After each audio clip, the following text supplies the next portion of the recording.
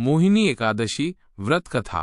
धर्मराज युधिष्ठिर कहने लगे कि हे श्री कृष्ण, वैशाख मास की शुक्ल पक्ष की एकादशी का क्या नाम है तथा उसकी क्या कथा है, इस व्रत की क्या विधि है, सो सब विस्तार पूर्वक कहिए। श्री कृष्ण जी कहने लगे कि हे धर्मराज, मैं आपसे एक कथा कहता हूँ जिसको महर्षि वशिष्ठ जी ने श्री रामचंद्र जी से कहा था। एक समय श्री रामचंद्र जी बोले, हे गुरुदेव, कोई ऐसा व्रत बतलाओ जिससे समस्त पाप और दुख नाश को प्राप्त हो जाएं। मैंने सीता जी के वियोग में बहुत से दुख भोगे हैं, अतः आप कोई व्रत बतलाइए। महर्षि वशिष्ठ बोले, हे राम, आपने बहुत सुंदर प्रश्न किया है। आपकी बुद्धि अत्यंत शुद्ध और पवित्र है। यद्यपि आपके नाम का स्मरण करने से ही मनुष्य पवित्र और शुद्ध हो जाता, तो भी आपका यह प्रश्न लोकहित के लिए बहुत ही सुंदर है। वैशाख मास में जो एकादशी आती है उसका नाम मोहिनी एकादशी है। इस एकादशी का व्रत करने से मनुष्य सब पापों तथा दुखों से छुटकारा पाकर मोहजाल से मुक्त हो जाता है। अतः यह व्रत दुखी मनुष्यों को अवश्य करना चाहिए। इससे मनुष्य के सब पाप और दुख नाश को प्राप्त हो जाते हैं। अब आप इसकी कथा ध्यानपूर्वक सुनिए। सरस्वती नदी के किनारे भद्रावती नामक एक नगरी थी। वहां पर धूतिमान नामक चंद्रवंशी राजा राज्य करता था। इसी नगरी में धन धान्य से पूर्ण पुण्यवान धनपाल नामक एक वैश्य भी रहता था। वह अत्यंत धर्मात्मा एवं विष्णु भक्त था। उसने नगर में अनेक भोजनालय, प्याऊ, कुएं, सरोवर, धर्मशाला आदि बनवाए थे और सड़कों पर आम, जामुन, नीम आदि के अनेक वृक्ष लगवाए थे।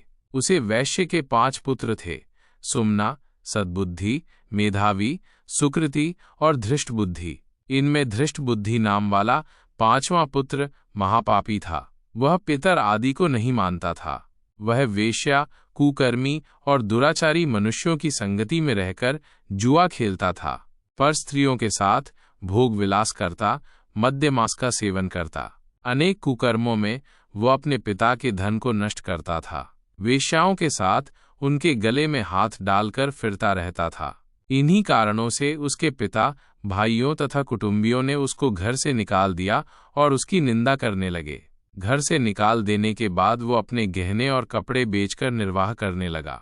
जब सब धन नष्ट हो गया तो वेश्या और दुष्ट संगी साथियों ने भी उसका साथ छोड़ दिया। अब वह भूख और प्यास से अत्यंत दुखी रहने लगा और कोई सहारा न देखकर वह चोरी करने लगा। एक बार वो पकड़ा गया, परंतु राज्य कर्मचारियों ने उसको वैश्य का पुत्र जानकर छोड़ दिया।